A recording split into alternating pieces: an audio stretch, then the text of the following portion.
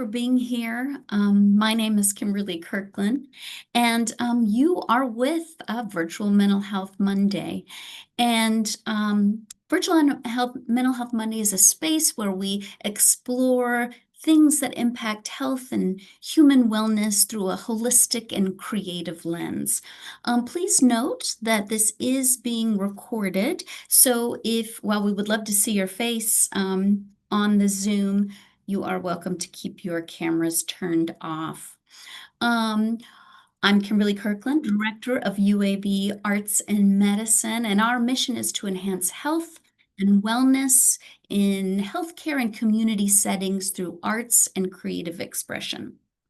Also, please note that we will be getting to a question and answer session at the end of our time together. So if you have any questions for Brendan, please put them in the chat and we'll get to them a little bit later. But now I am thrilled to have Brendan Bannon with us.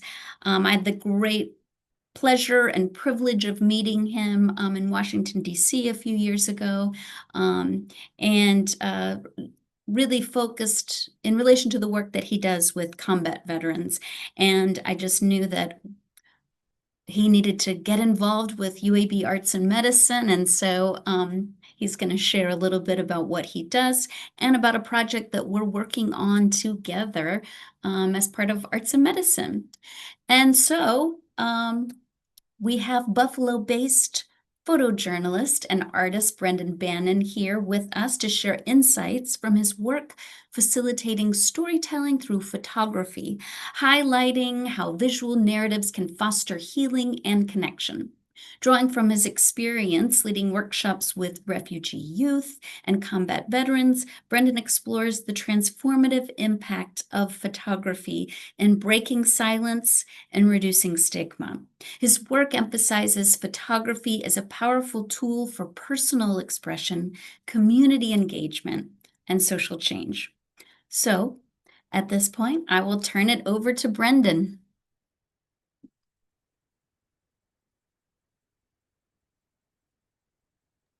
Sorry, I was still muted. Thank you for that lovely introduction. I'm glad to be here and honored to be working with UAB Arts and Medicine, Kimberly, and the rest of the team there. Delighted to see some of the folks like Hassan, who I met when I was in Birmingham a few months back, and others. Shout out to you guys. Thanks for being here. I'm just excited to share a little bit of my photographic journey, which is, I mean, I like to say it's woven. Sometimes it feels like it's just tangled, but it definitely has been a process of finding my way into and through the world, building relationships, building connections, both as an observer and as a leader of photographic workshops. I found a tool that worked for me, and decided, that I would try to share it as widely as I could. And the longer I've used photography as a tool, the more I think I've come to understand its potential. And I think one of the biggest kind of potentials of photography is as a tool of engagement. I'm going to try. All right, let's see. Okay, we can move things through here. So that journey started a long, long, long time ago. That's me on the right, making a self-portrait with my brother on the left. Um, and photography at its start for me was a way of starting to understand a complex history. My mother was a Ukrainian refugee. A lot of the pictures that I had to look at were from a world away, from the era of World War II, an immigrant family finding its way to survival through chaos. And that always intrigued me. I understood photography was a tool to understand your family, your place in the world. And I often thought when I was young about how I could use it to throw myself into the world to create opportunities to see things. Um, so braided into photography from the beginning has been kind of complex relationships that I've had, both with family members, with people I've met through photography, and with photography itself. This photograph is a picture that I call the most important picture for me. It's the one picture that I would keep if I had to throw every other photograph away. This is the one that I would save, and it's a photograph I made more than 20 years ago of my mom and my nephew, um, probably closer to 25, 26 years ago, at the start of my second photography career in my early 30s. Um, my nephew Josh was exercising on the trapeze that hung above my mom's bed in the nursing home where she spent the last 3 years of her life. And this picture I would keep because for me, it's everything I hope a photograph can be and do. It can explore and express wonder. It can be incredibly um, real in a variety of different ways. It looks at the cycle of life. It's very personal. It's rooted in family, and it's rooted in the some of the victories and sorrows of lived experience. And it's my mom. So what else do we need? Um, but that picture is kind of at the core of the work that I do and is a kind of second beginning. Um, I started with a goal of being a photojournalist. Well, I really started with a goal of using the camera to explore the world, and photojournalism seemed to be the way to do it. That previous picture of my mom in the nursing home, at the same time she was there, I was working on a project in Romania on deinstitutionalization. Now, I'd spent the preceding 10, 12 years as the sole caregiver to my mom who had multiple sclerosis, which is how she ended up in that hospital bed. Um, and when she ended up institutionalized because I couldn't do a 24-hour care plan by myself at home, she encouraged me to go out, see the world, and bring it back to her. She knew that I had put a dream on pause, and was really excited to see, with the time that she had left, what I would do if I had a chance to do that. So I did. I went out um, and as she was being institutionalized, I was working with photography to help a group of kids in Romania become deinstitutionalized by telling the story that they were living. Um,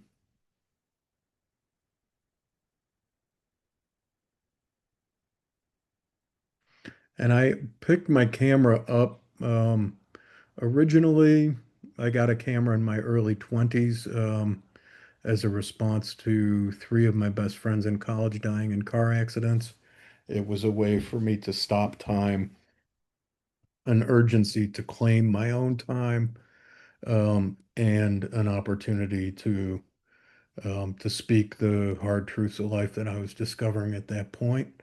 I put my camera down when my mom got sick and picked it up again when she got even sicker, and had an opportunity to share these stories with her, and to do something for other people that I could no longer do for her.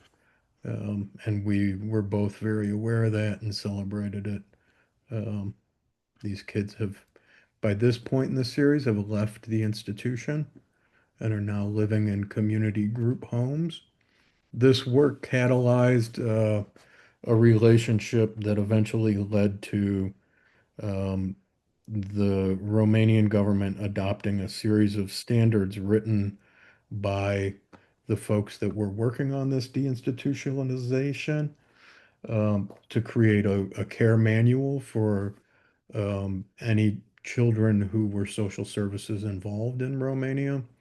And the whole country adopted that standard. So photography, as I dreamt about it, had a potential to make change. And in this case, showing and sharing these pictures with folks in the right policy arena, actually catalyzed some of that change that was much needed. Um, so that project led to another project called, which I ended up naming The Most Important Picture, after Carla, who took a self-portrait at a train station in Giurgiu, Romania, and wrote, "This is the most important picture because when I die, they will look at it and remember me." Um, she was 13 or 14 and was HIV positive. A group of 20 some, 30 some thousand kids in Romania who were infected with blood transfusions at the end of Ceausescu's reign. I am at an age when you have to think about this disease, although I admit it is hard. There are many children who die, and if you know that you have this disease, there is a time when you die too. And this is why I would like to tell many children that they shouldn't make too many illusions for the future because none of them know how many hours they still have to live.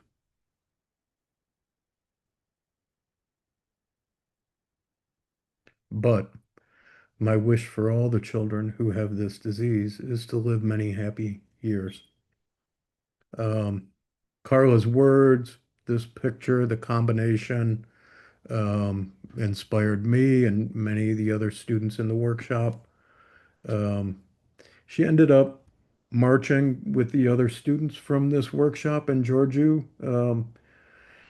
where kids had used photography to express themselves, to explore daily life, living HIV positive, and in some cases, coming to grips with the new news that they had only learned as they became teenagers that they were, in fact, HIV positive. Parents had kept it a secret for a variety of different reasons. But early on, they had been told their children had this disease and that it was a death sentence, and often avoided confronting that hard reality with their kids until their kids came of age and became sexually active and then needed to know what was happening. So I was working with a group of kids who were mired in secrecy, whose experience of HIV was very stigmatizing. And behind the power of their photographs, they ended up marching in their hometown a year later during World AIDS Day to proclaim their status, and invite people to show them some respect. Um, the next year they marched in Bucharest in the capital. And these are kids who, when I first met them, didn't want their pictures shown or shared anywhere inside Romania because they were worried about the stigmatization. But behind that work and understanding that it had been seen abroad, pre-internet really era, um, they were able to take the force of their expression through photography and get behind it to actually come out in a way that was very, very powerful for them and for other people in Romania at the time. That project led kind of quickly into, and I'm going to go between samples of work that my students have done in a variety of different intensive photo workshops that I lead to give people the opportunity to have their voices amplified globally through photography. But more importantly, to have an opportunity to connect with others through photography to discuss the most challenging aspects of life and also to find beauty in the midst of those challenges. So the project with kids in Romania led to a follow-up working with children in Uganda. Um, they made pictures to be a backdrop to letters that they had written to the parents that they had lost to AIDS. Um, in this case, a letter to my late father. Dear Father, I'm sorry for your absence because I am missing you, because you were here giving me advice to make me understanding how the world is. But now I am sorry for you. May God bless you and rest in peace. James in jail. James went to photograph a family story where his father lived and had been a drunkard. The police in that small Ugandan town saw him walking around with a camera and put him in jail. And he told the police, if you're going to put me in jail, at least take a picture of me so I can take it back and show my teacher that you put me in jail. And that's why I haven't been able to do my assignment. So this is what James came back with. James was fierce, inventive, and used the camera to and the opportunity with the camera to develop a professional practice. He became a town photographer. He would come in with half of his pictures based on the assignment I gave him, and the other half all photographs that he had made of people walking through the town center. And I said, "Why, James? Why aren't you doing your homework?" He said, "No, this is my future work, teacher. I'm going to be a photographer like you, and while you're paying for the film and the processing, I'm making and saving money on these portraits that I'm making in town." Um, I believe I can fly. I took this picture, because I know one day, one time, I will fly, travel in some countries. I also know that I can work harder in order to get my goals.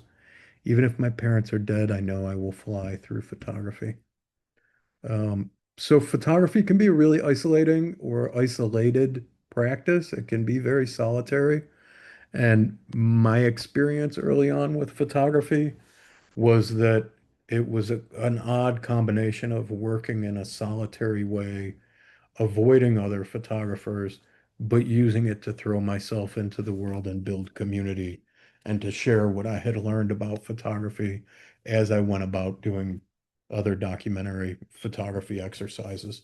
Um, Through those early collaborative community-based workshops, um, I was able to recognize without a shadow of a doubt that gathering people to explore their lives together and using photography as a tool to share stories that may happen beyond what words can share, um, enable people to gain and gather self-confidence, to understand better their place in the world, to communicate things that people didn't have the patience to listen to, but could look at and understand very quickly.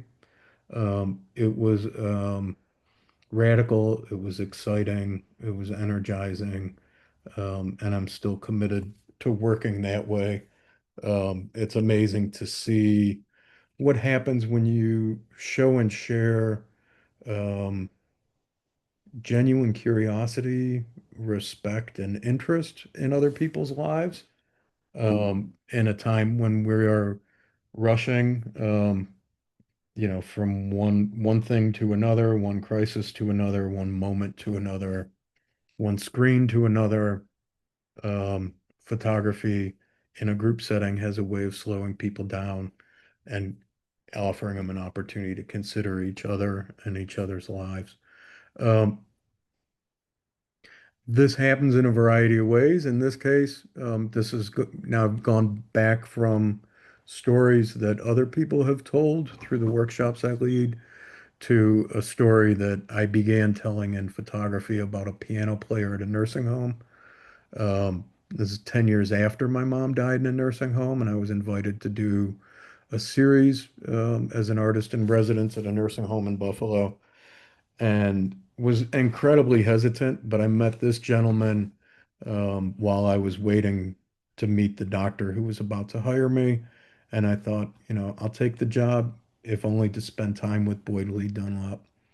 Boyd was a piano player. His family was jazz royalty. His brother played with Thelonious Monk, Charles Mingus, and others, and made over 100 albums. Boyd, on the other hand, toiled away, manual labor, wherever he could get work, whatever gave him time to play the piano in bars and nightclubs and speakeasies, and wherever the music was happening, Boyd was there. But he never recorded. And I got to know him in the nursing home. And every time I heard him play this broken down piano, I'd wonder why there was no record of it. The longer I heard him play, the more I thought what an amazing thing it would be if somebody came along to make a record. And one day I looked at him and I said, "This guy's 86 years old. Nobody's coming to make a record." Um, and then I realized I was there and I hired a band and a producer and we put out an album for him, his debut album. And it was the top of the charts in 2011. He was the number one jazz album leading up to Christmas with his debut CD. Um,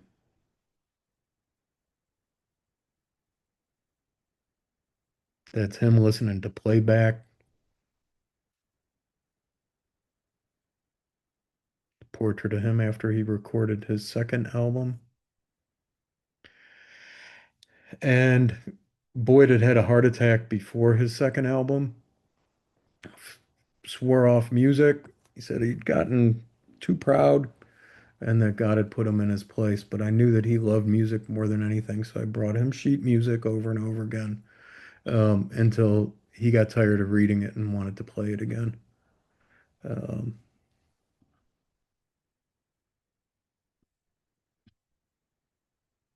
so my work has taken me around the world.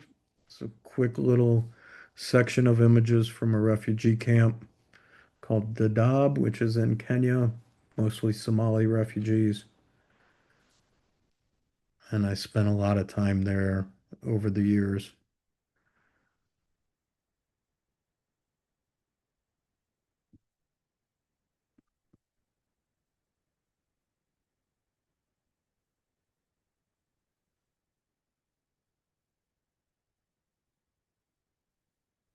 People would ask me when I was in the midst of this work, like, how do you do it? You know, how do you accept to be sent out into the world to meet people at the worst moments of their lives, engage with them and try to tell and share their stories. And there are two things that I have to say about that. One, um, in these situations, you see the worst of what happens to people, and you see the best of what people are capable of. Working with people in a refugee camp or a medical clinic, you see people who are tested and you see people who are passing those tests. Um, you can stop looking and decide that all you've seen is someone suffering. But if you look anywhere beyond the surface, what you're going to see is people surviving. Um, and if you engage, you'll realize just how profound that survival is. Something being a caregiver to my mom taught me, and something I've used in photography, and something that I really try to prioritize in the community workshops that I do. Um, so the work would simultaneously break and mend my heart. I've photographed children who were severely malnourished in this context, and then be yelled at by their moms who thought it was ridiculous that when I was 40, I was neither married nor had children. Thought it was so silly that I had risked my whole future in this way and would call other mothers of severely malnourished kids to point me out to them um, as an impending casualty of my own eagerness to not make a commitment or have a wife or have children or anybody that could care for me beyond those days that I could care for myself. And man, they would roar with laughter.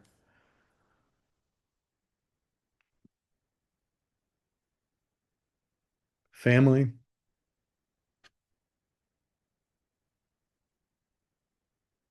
spend a lot of time photographing other people's family. Here's a bit of my own.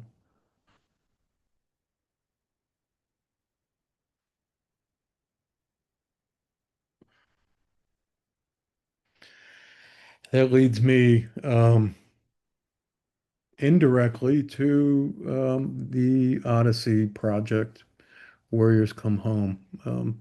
This is a project that I lead, that I created, inspired by a painter and a World War II veteran named Joe Orfeo. It was through this work that Kimberly and I met at a National Endowment for the Arts conference on people working on engagement projects with veterans. Joe came home from World War II, where he was a pilot in the South Pacific on amphibious landing vehicles.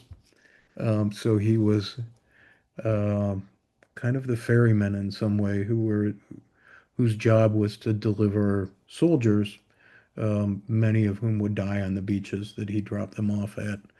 And he came home with um an undiagnosed at that time, because it was still unnamed, a case of wartime trauma. Post-traumatic stress disorder is what he'd be diagnosed with today. And Joe used painting to engage himself and the world around him when he got back. At a pivotal juncture in my life, before I started photographing, or I should say, as I started photographing, I was in a clinical depression. I was exhausted from caregiving. I'd been painting houses professionally for about 15 years.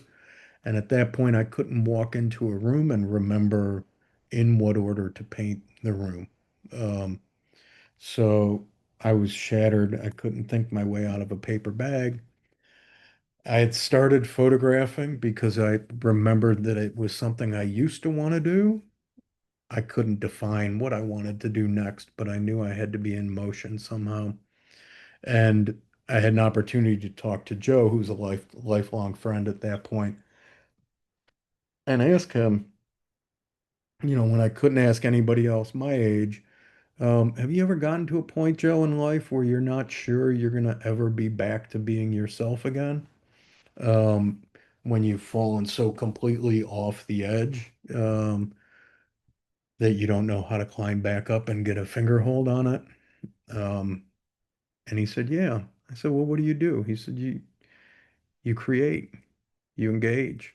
He said, make your art, get out there, do this. And he encouraged me, um, instead of acknowledging defeat, to find a path forward that would bring me back to myself. And he cautioned me, you won't be entirely the person that you were before this happened, but you'll have every opportunity in the world to build a better you. Um, and that advice at that pivotal moment, helped me through kind of to that point, certainly the darkest moment of my life, and got me back onto the path that I'm still on today. So, with a debt of gratitude to Joe, I came back to Buffalo, um, fell in love with my wife, started our family, um, found my family with her, and started to build a project that would pay Joe's wisdom forward. I decided that I wanted to use photography with combat veterans, to share the wisdom that Joe had earned the hard way, through battle and through the traumas that he came home with. Um, and so for the last 6 years, I've been running the Odyssey Project. These are all Joe's paintings. And now some of the work that Joe has inspired other veterans to create through the Odyssey Project. Um, Odyssey, photography for veterans, warriors come home, combat veterans photographing the long road home from war. These are workshops that take place now in Buffalo, in New York City, and in Rochester. Over 6 years, we've had over 100 veterans come through, um, get a camera that's theirs to keep, provided by Canon Cameras, in a long-term sponsorship arrangement that we have. Um, and they're using photography to document their own lives, where they're at now, to explore their past and to chart their future.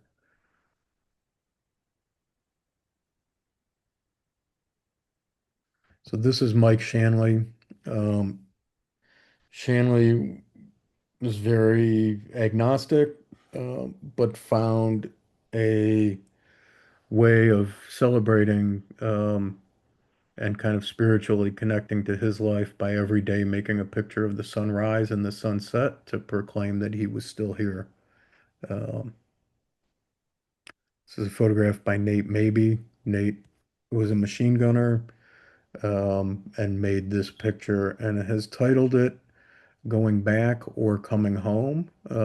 He changes the title on it, but it's really kind of about that the inescapability of war and the way that the past and the present are kind of always smushed together, never far from one another.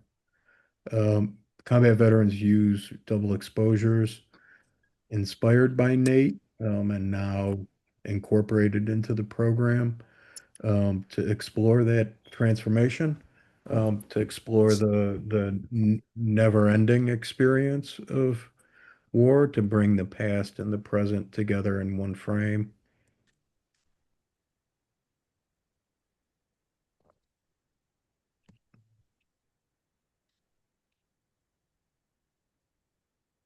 Dennis Smith, a Vietnam veteran who's still living through and working through PTSD.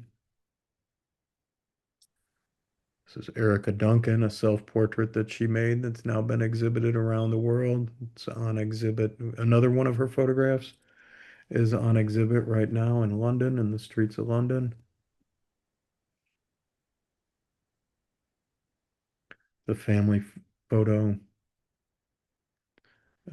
Mike photographed his wife Amanda and their two kids right after Amanda had brain surgery to remove a tumor.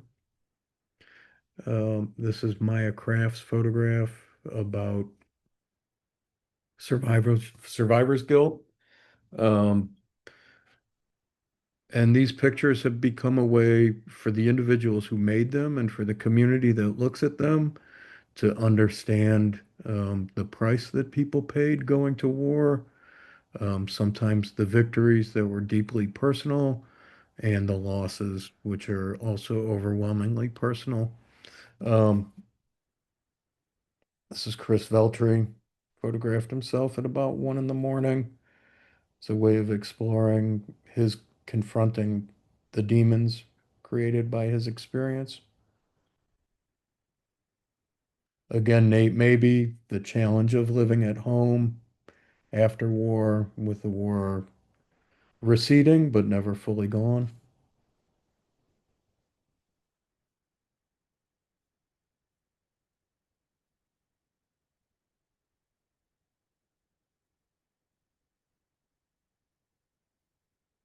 Sam Sacco's powerful self-portrait.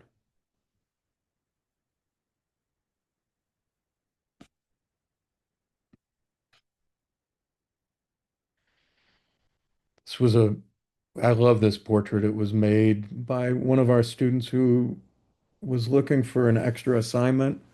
And so at the time, her daughter, I think, was 10 or 11. She was having some challenges. They were having challenges in their relationship. And we worked out a strategy for her to go out photographing with her daughter, where her daughter would construct the photograph and instruct her mom how to take it. And then she would do the same thing for her daughter. And it ended up making really beautiful images that both of them celebrated and reconnecting them in a way. So, a Vietnam veteran named Ed Dudek made this photograph of a boat and talked about how he felt like that boat kind of out of place. Um, and people photographed what it means to be home and how difficult that can be sometimes.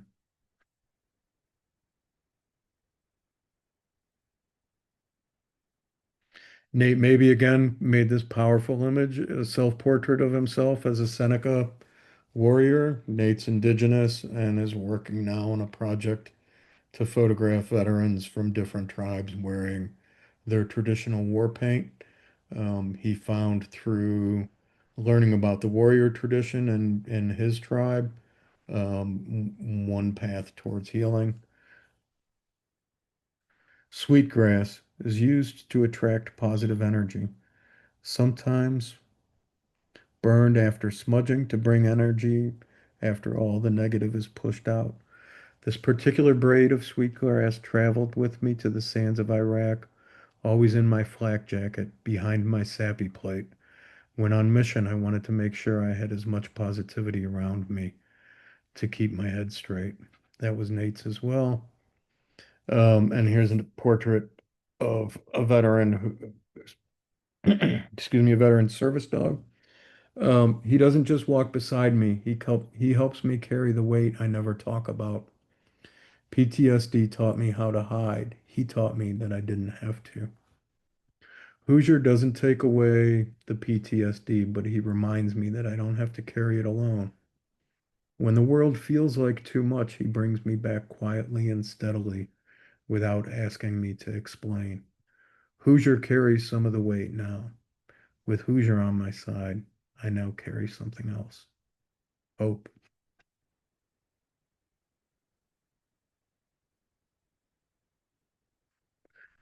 So, what's next? Um, I'm continuing with Odyssey, and Kimberly and I and others at UAB have begun to give shape to a project through the Arts and Medicine Lab that will end up being a suicide memorial and suicide prevention project. Together, we'll create collaborative public art projects that memorialize people lost to suicide and give voice to survivors and loved ones in crisis and affected by that loss. Um, the work, the idea of collaborating existed before we knew what we were going to collaborate on. Kimberly and I, as I mentioned before, and she did as well, met at a conference around veterans work and decided that we would find something to collaborate on and left it wide open so as we wouldn't be repeating ourselves with the work that had made us familiar to one another. Um, Inspired by Cheryl Dodson, who's done an amazing bit of work in memory of and activated by the loss of her friend, John B. McLemore, um, who died by suicide. Um, this project is inspired by the work that she did there. Um, I think very directly and also very indirectly. Um, so Kimberly asked me to develop a series of workshops for survivors of suicide loss to create a memorial together to honor those who have died by suicide and to give a creative outlet to those among us who are struggling with suicidal ideation. The Suicide and Crisis Hotline is there if anybody needs it. Our first project together, um, and it's continuing now. There was a workshop about 2 weeks ago that Kimberly can talk to. But the idea was to, um, inspired by Cheryl's work, Cheryl made a wildflower garden in memory of her friend. People asked how they could pay tribute to John B. McLemore and if they could send flowers, and she said, no, send wildflower seeds. He loved wildflowers. When I heard about that, it resonated. My daughter's best friend lost her father to suicide 2 or 3 years ago, and immediately the idea of a wildflower garden as a place to remember, as a thing to plant, as a way to build community, um, seemed like the perfect idea. So with Cheryl's permission, we're adopting some of the things and modifying them a little bit. But what you see here is a workshop that we led in Woodstock, Alabama, um, that Cheryl puts on with her husband as a annual Woodstock music festival. Y'all should go there if you're anywhere nearby. It's a great day, great event, that serves a great purpose. So we made seed paper using wildflower seeds. Each of these sheets of paper, you can see them here, colored purple, blue, white or cream, and orange, are all embedded with Alabama wildflowers. The sheet of paper has a perforation at the bottom of it, and people are invited to write onto the perforation, and leave behind a small tag that is in tribute to or a message to somebody in crisis. Um, and those tags will become part of the exhibit. The seed paper and the prints, the linoleum block prints, are things that people make there and can take home and plant when they want to. Um,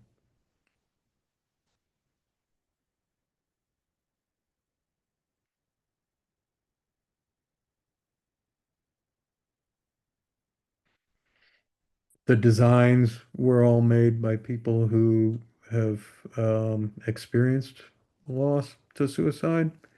And many of the people who approached and made prints using the pre-made designs have also experienced loss and found an opportunity in doing the work to say something that needed to be said, to have people hear something they needed to have heard. These are a couple of the examples.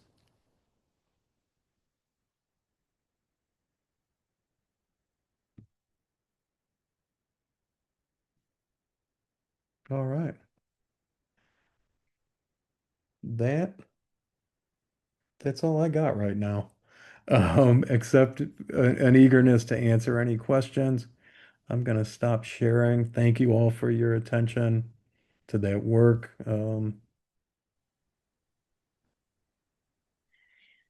Yes, thank you so much, Brendan. That was really amazing.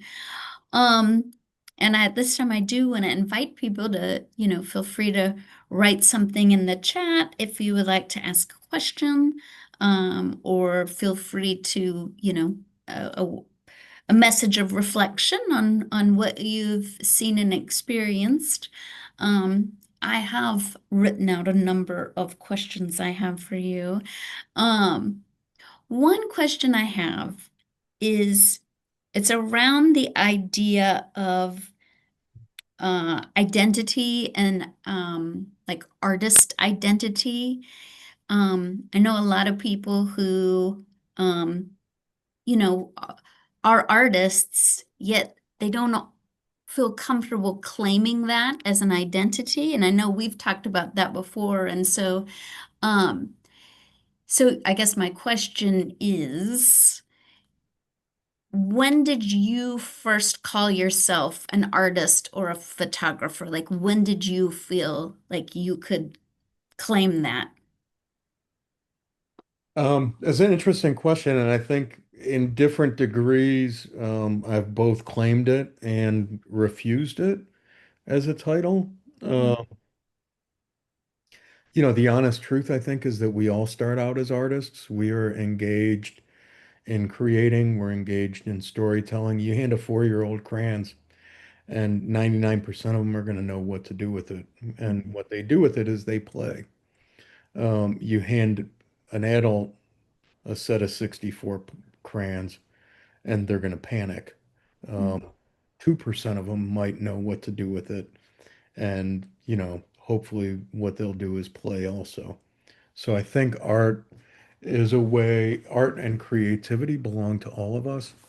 Um, we understand innately, the work that you saw by combat veterans and by kids that I just shared. Those are all people who would never have claimed to be artists, but those images, I think, stand up to anything that you could see in a gallery or a museum or a list of awarded photographs. And they're the result of people using play to explore their lives, to find meaning, and to express it. And I think that's what artists do. So I encourage people, to grab a pen if you feel like it and just scribble that right on your arm. It doesn't take much and just did that there on my hand. But I think it is there. The work that I do shows me that it's there for everybody, especially when you're dealing with things that you need help carrying or that you need to share and can't find a language to share. Um, Thank you. Another question that I have is, was there a particular moment or time where you witnessed kind of, in leading a workshop? You mentioned earlier that it can be like photography, a solitary kind of exercise, a solitary experience, but you've also taken us through how it can be powerful for, healing and connection, human connection. And so, was there a moment or a period where, like, you saw something happening and you were struck by the power of it? yeah, do we have another 12 to 14 hours to start telling stories? Get about halfway through. Um, I think with Odyssey, one of the things that really sticks out to me was Erica Duncan, who made that photograph of herself in a milky bath, the self-portrait where you don't see her face. She had some neck surgery. She's a single mom raising at that time a 6-year-old.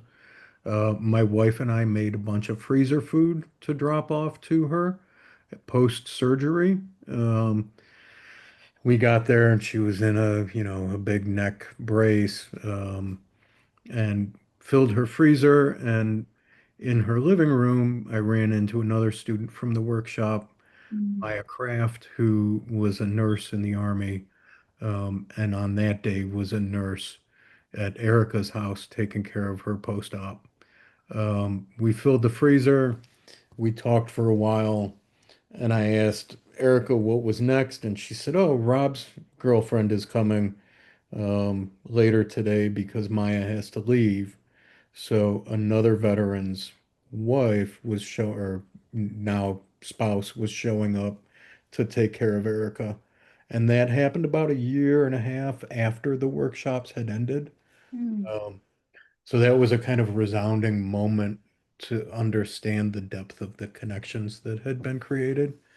Um, and every day I'm seeing those connections, those combinations of people that are creating enduring relationships.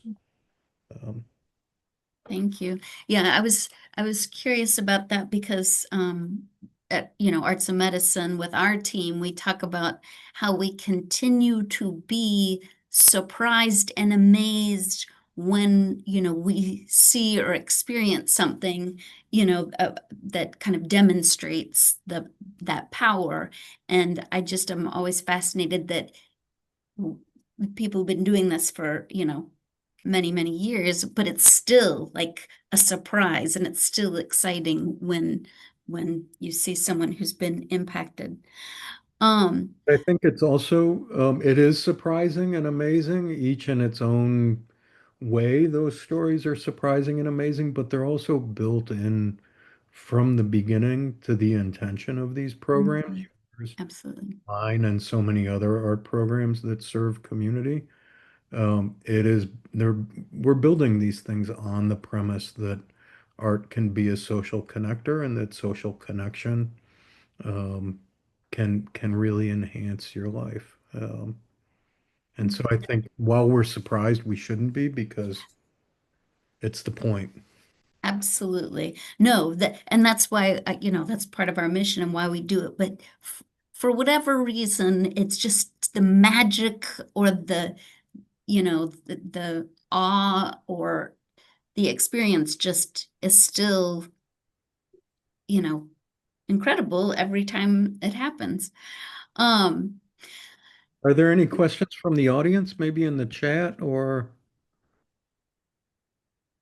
and if you've got another one, I'm happy to answer it. Well, somebody please Yes, talk? no, we'd love to hear anything from our group. Um, Again, just feel free just to come off of mute and ask, or we do have the chat and I'm watching that. But oh, we Hey, have someone. I'll talk. Hey, my name's Dr. Laura Dreer. I'm over in the Department of Ophthalmology and Vision Sciences, but my training is medical rehab psychologist and neuropsychologist, and we do a lot from traumatic brain injury to vision impairment, working with people just in chronic disabilities and conditions, and doing individual therapy or also research. And we work with injured military coming back and their families. And first of all, I want to start with like, I really enjoyed this presentation, and your work too is amazing. I love photography as a very amateur photographer, but it really speaks volumes too to, I'll see a lot of patients come through and they have a hard time explain their feelings or what that looks like, the weight of it. I know one that stood out that you showed, I think it was survivor's guilt. Was it the one with Arlington Cemetery? And just the way that was cast, I mean, that really, working with some military, that would really express, some of the things I've heard from them. And even my uncle back from a while back from Vietnam, when you couldn't talk about it. And more recently, he's sharing some things, and it's been good seeing other people open up about it in a lot of different ways, through mental health and like photography. The more the awareness gets out there, is really helpful for others. But it was just really neat. And myself having caregiver for my dad, kind of like that age where you take that on, you're juggling work and you're trying to do a lot of different things, and it can put a lot of things on hold. And just the value, I really appreciate this. And love to even like kind of encourage others to, like your friend Joe had mentioned, helping you like paying it forward, sharing this with our patients, just the value of arts and medicine and photography. It's really cool. I liked it. All right. Well, I hope we get a chance to meet when I'm down Yeah. to the UAB to work further on this project, and Yeah. It's really neat. I'd love to appreciate see it. it. Thank you.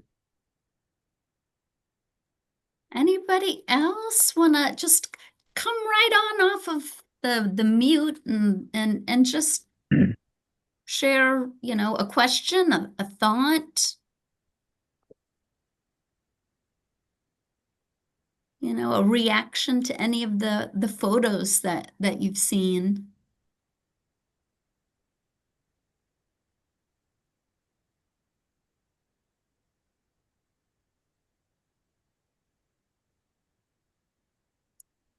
Well, I'm gonna ask another question.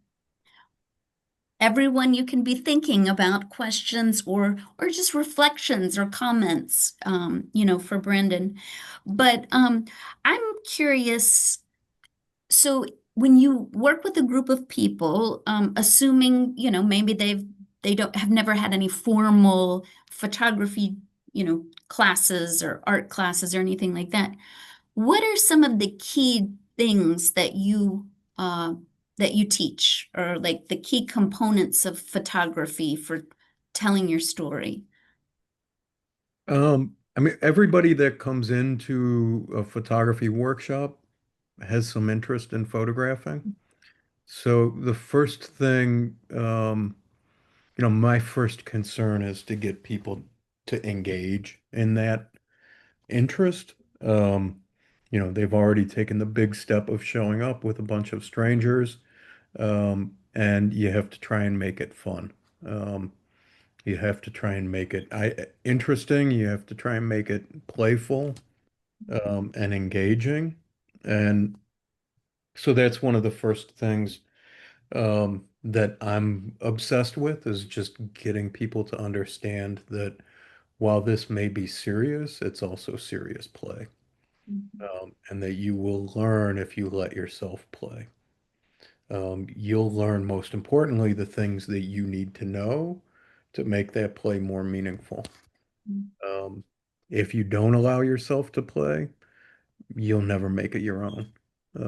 So with each assignment I give, while they may be serious, there's also this, always imploring people to think about it as play, to think about the camera as not having a set of rules that need to be obeyed. Um, it I pull really quickly away from the technical and into um, the meaningful, and try to get people to play in that playground, which we often don't think of as a playground, right? Like, how do we construct meaning? Meaning can be really scary stuff, especially when you're making it out of things that have happened to you or things that you've done. Um, but without making that meaning, we struggle with the meaninglessness of things.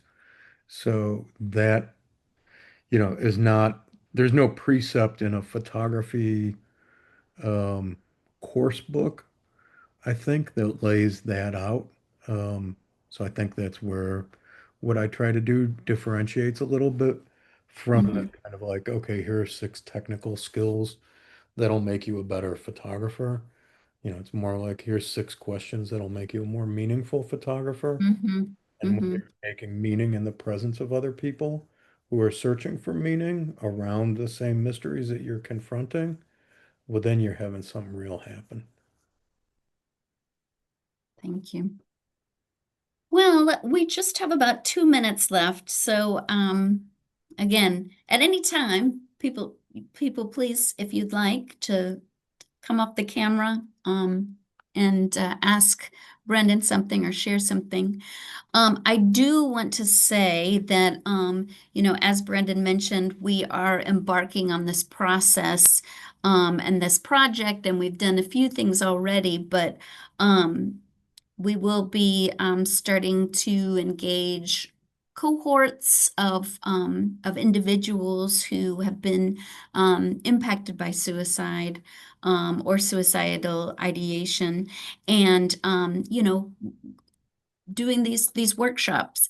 And so, and then of course the community art piece and the wildflower gardens. It's gonna, be a big project. We're so excited. We do have funding to support this from the Memorial Fund of Deborah Rosen.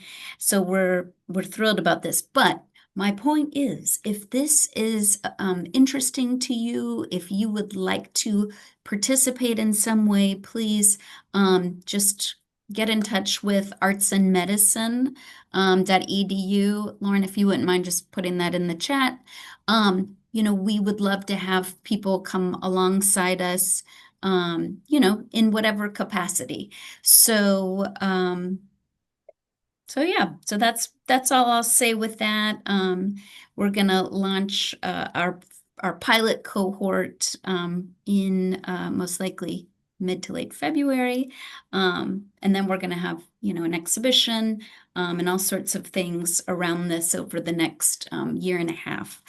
But yeah, so that will take us out. Brendan, any closing thoughts or words for us? I threw my email in the chat as well. And if anybody is looking to connect around the work, feel free to reach out. If you have questions, you're trying to do something like this yourself, let me know. I'm happy always to share information, lessons learned. So my info's there. I hope I get to meet all of you when I'm down in Alabama working with Kimberly at the Arts and Medicine Lab.